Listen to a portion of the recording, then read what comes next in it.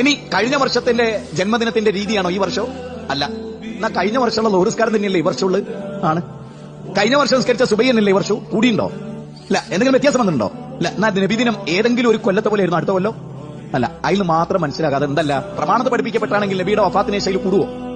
നിങ്ങൾക്ക് ഇഷ്ടപ്പെട്ട ഒരു ഉസ്താദിനോട് അതെന്ത് മുന്തിയ ഉസ്താദയോ നിങ്ങൾ കേരളത്തിൽ കിട്ടുന്ന ഏറ്റവും മുന്തിയ ഉസ്താദിനെ മനസ്സ് സങ്കല്പിച്ചു നോക്കി.